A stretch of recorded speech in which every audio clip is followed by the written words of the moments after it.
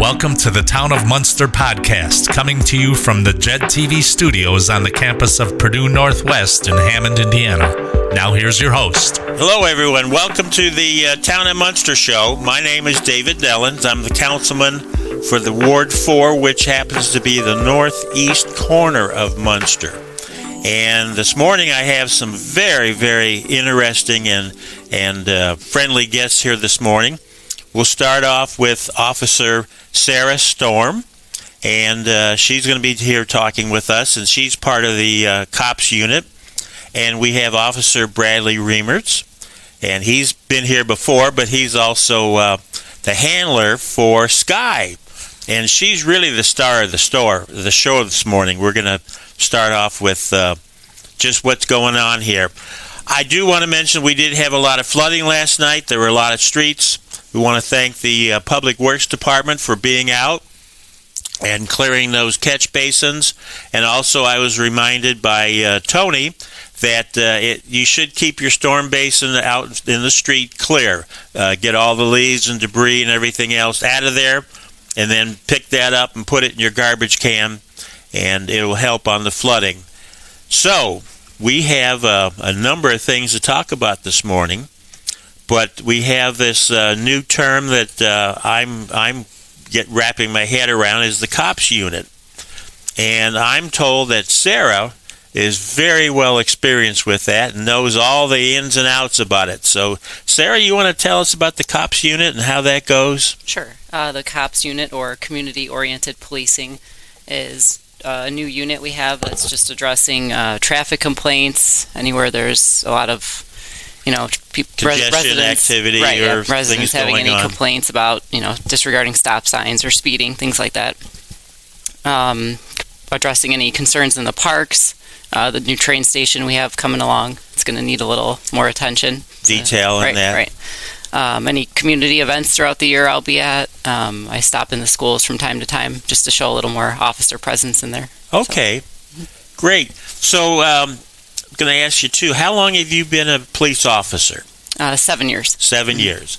And you've been how many years here with Munster? 6. Great. Great.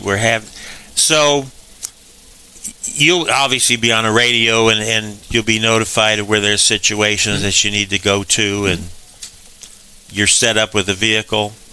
Yep. You won't be part of the bike patrol, or will you? Not yet. Probably eventually. I like bike riding, and that was offered to me as an additional task that I can add into my unit. So in the mild weather, that's a good thing to do. Right. One of the other things she'll do is we get a lot of call-ins or emails, different contacts our administration does with traffic complaints or suspicious activity in parks or anywhere in the town.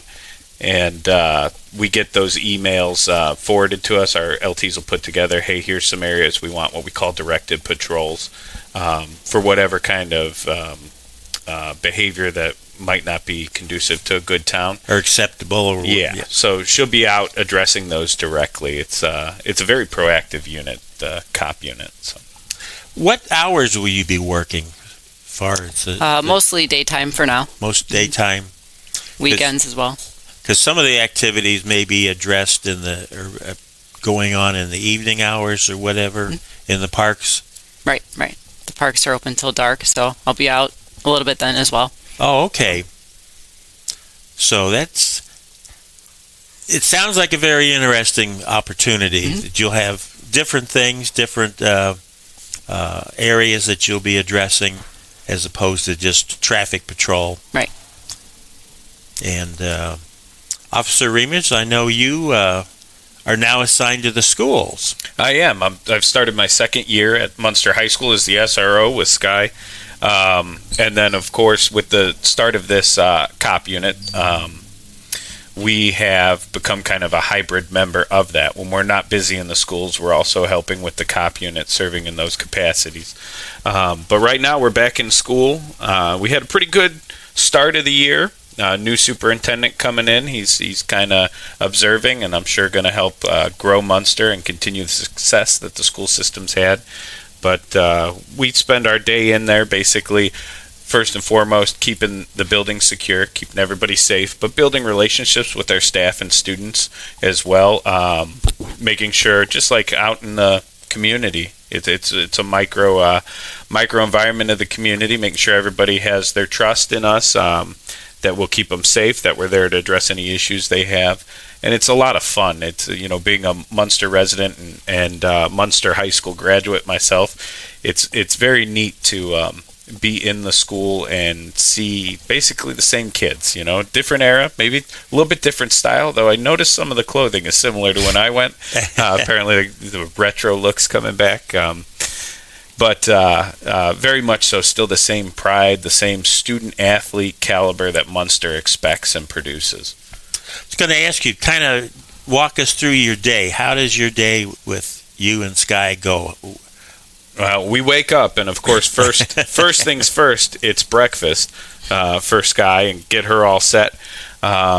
Typically, we'll wear a uniform more like Sarah's. We have, unfortunately, a funeral to attend today, so we are dressed in our formal attire. Even Sky wears a Mustang red collar, typically, instead of her actual leather collar with her badge. We get into the car, we get to work, we log in just like a patrol officer would in our vehicle, and we do traffic enforcement to keep children safe going to school. All our students, we have quite a few that walk, bike, but also car riders have to get the traffic moving, keep the bus area safe outside of the school. And if it's raining, even now and then, we may try to give a courtesy ride to a student we see walking in the rain on our way. Okay.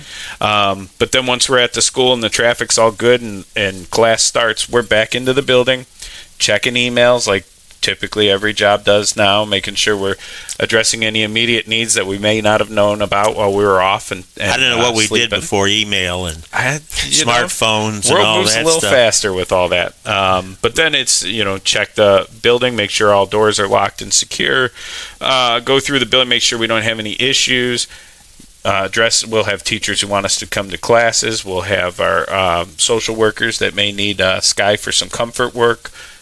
One of the things I learned in summer school this year was a great class for me to step into might be U.S. government every now and then.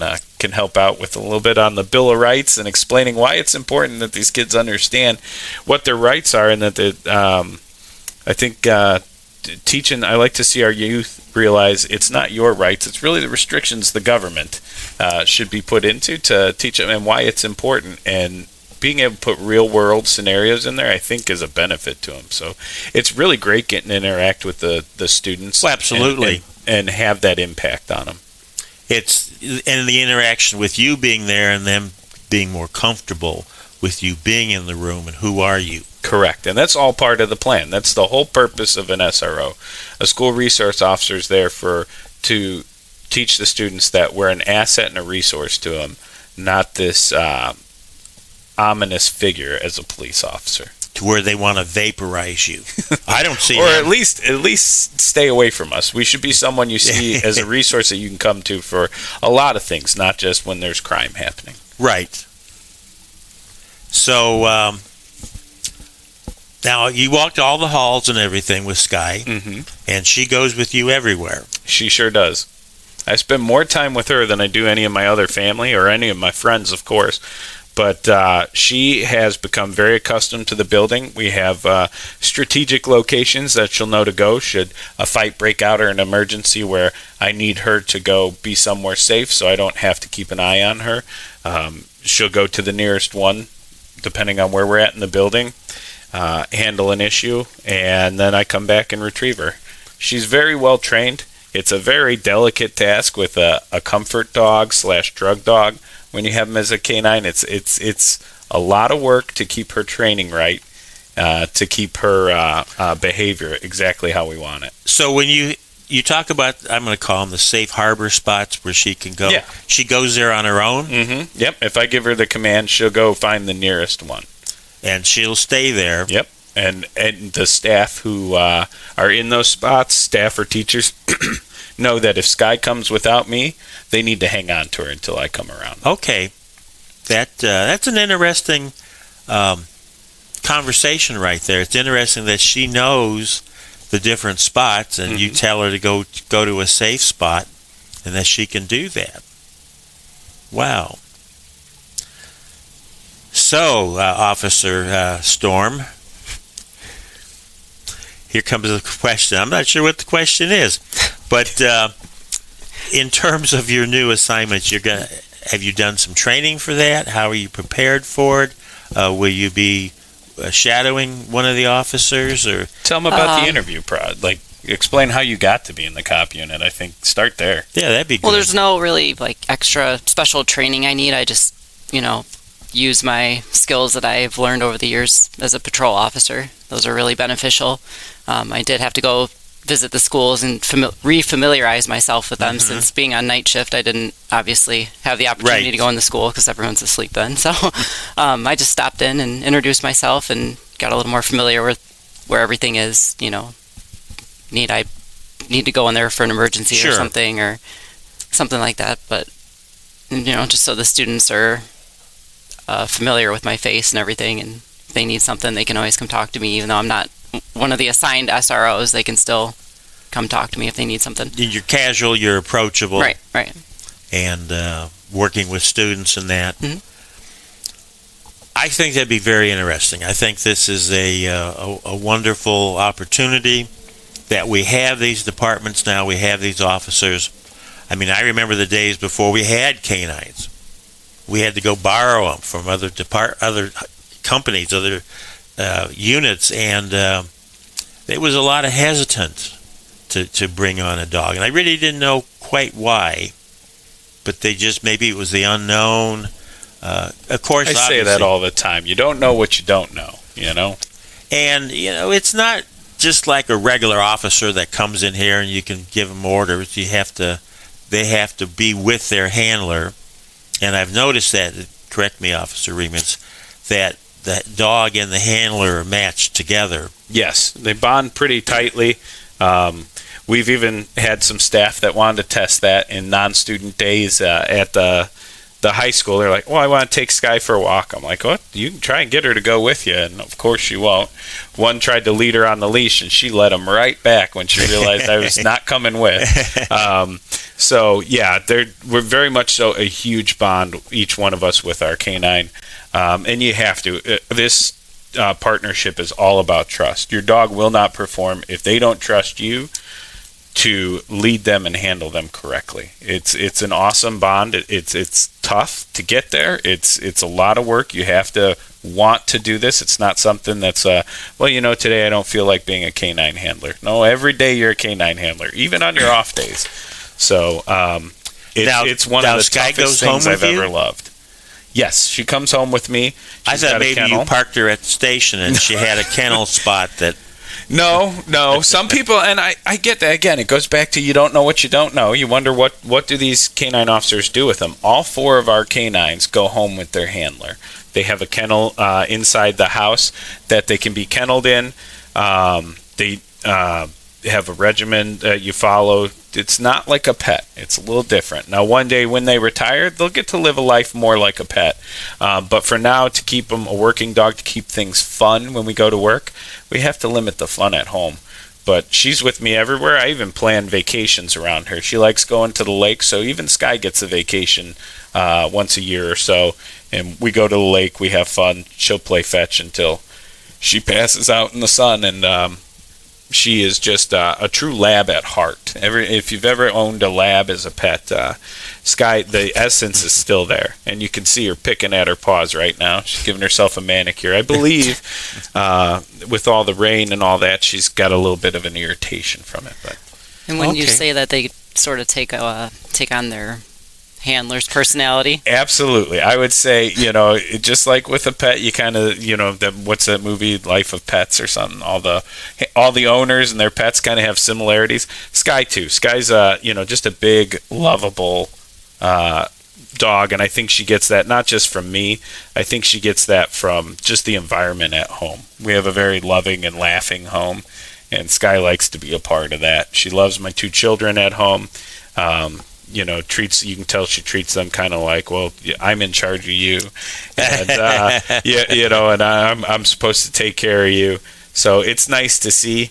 But she's definitely, I'll tell you, even at home, I'm her number one person for sure. For sure. You're sure about that. Yeah. That's your number one? No, she does like to cuddle with my wife every now and then. But and I will say she is a sucker, an absolute sucker for Officer Scheffel. But I think she does that to try to make Lucy jealous. Oh. But, yeah, so again, to kind of expand on the K-9 unit, thank you. I know you were there for the start of it with Django, but we moved on this year to our third, K-9 fundraiser. Yes. And it went excellent. It was a very good time, very successful, and people having fun. A lot of good reviews of it. We grew it again, added a few things.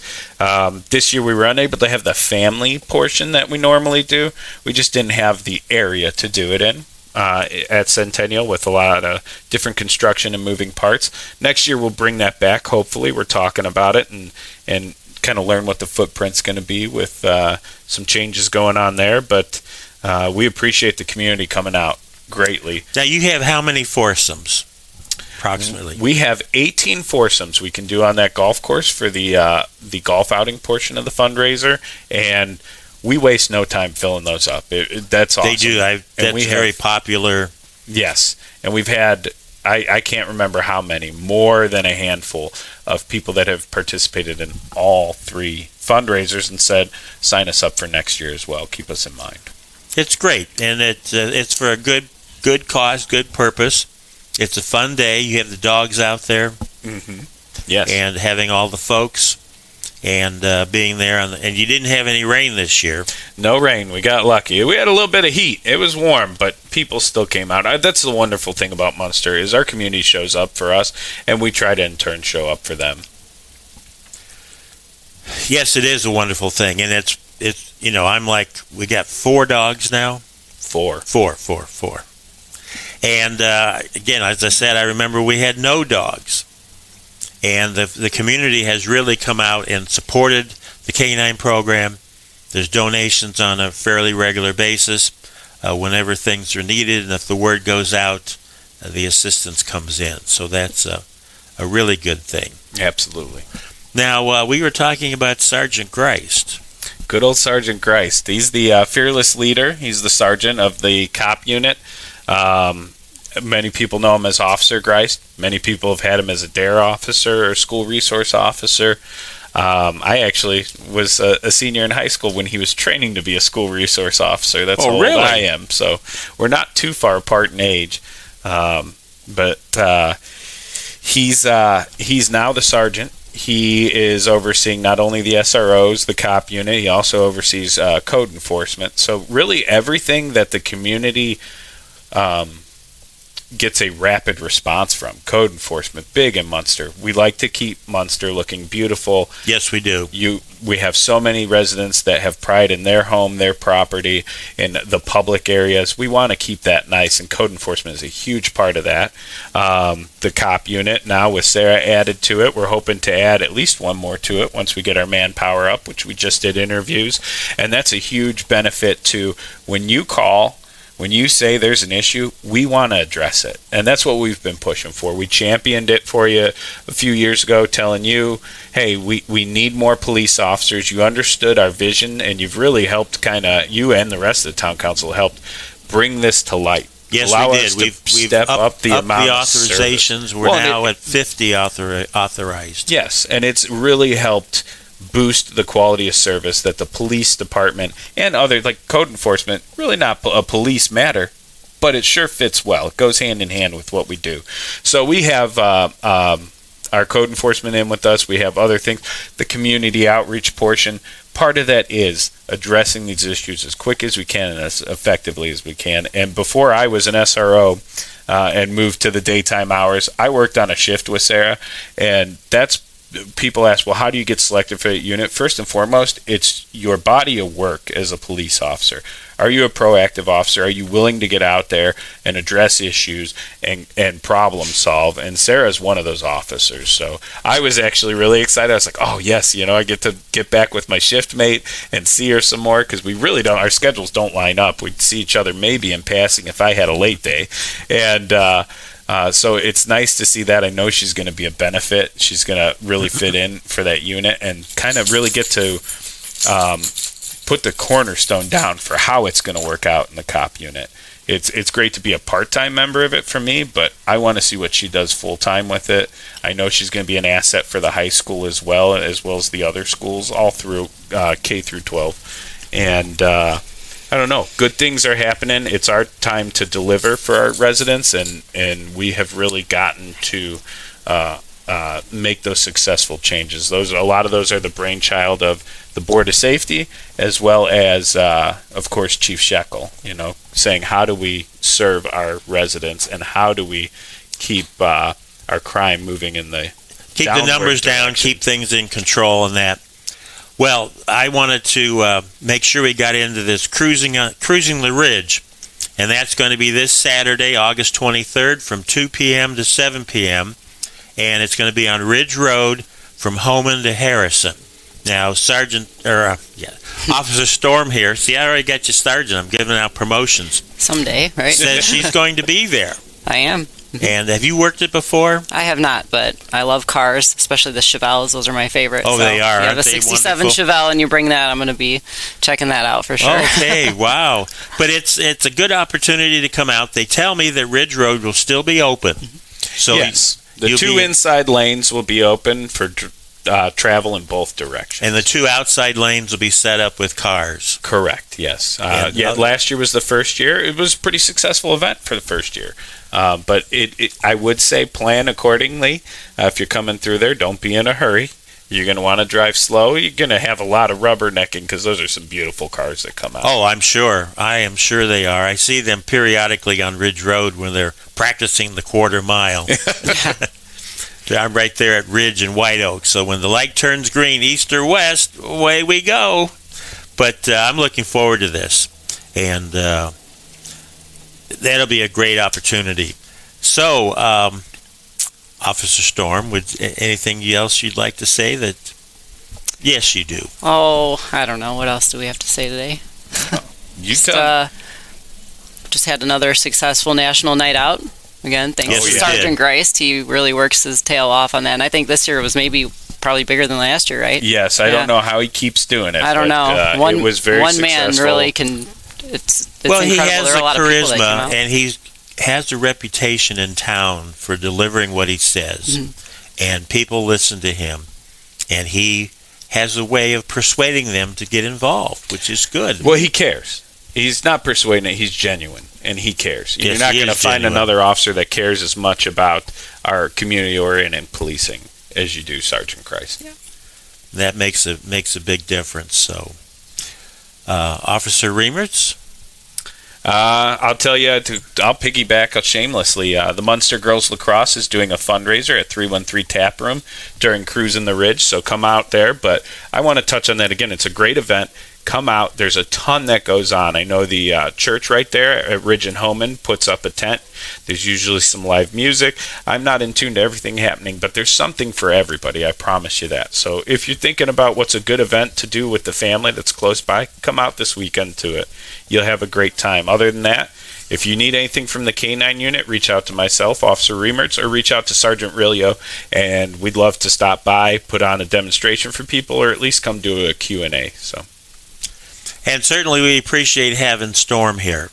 And I got to interrupt. Lake Central game coming up Friday night. That's a big rivalry, and it's at home. So we want to see as many red shirts in the stands. Come on out and support your Mustangs. This new football coach is doing great things. The culture I see with our students and our football athletes is just awesome. That's a great thing, and I appreciate those opportunities. I appreciate both you officers stepping up, being involved with the community, and making things really run smooth and available. And approachable, too.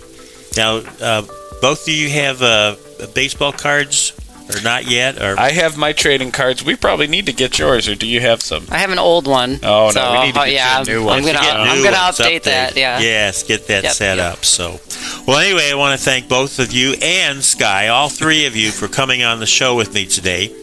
And it's been great, and we'll have to do this again. So, absolutely. Again, thank you very much. Appreciate it. And this is a wrap. You've been listening to the Town of Munster podcast, coming to you from the JED TV studios on the campus of Purdue Northwest in Hammond, Indiana. Thank you for listening.